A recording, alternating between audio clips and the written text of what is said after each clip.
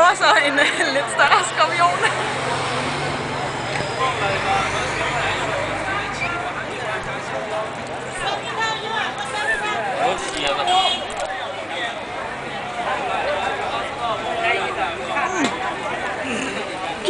Den er varm.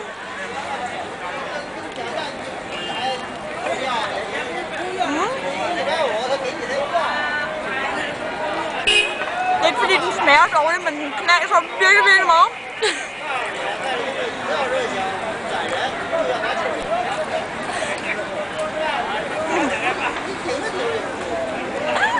Alt det bløde er inde i midten. Er det godt? Det er meget godt.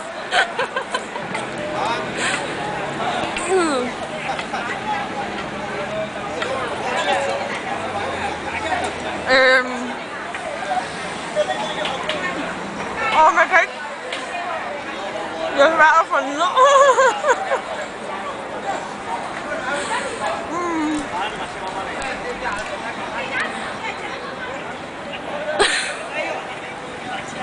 Der er et eller andet med at skulle sluge det her.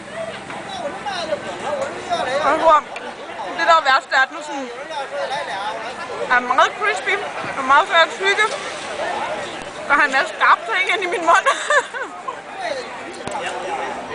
Og hele min krop skriger, at nej, du skal ikke spise det her, det er ikke normalt. Hæld er dejligt sprød. Jeg smider altså lige den her væk. Så.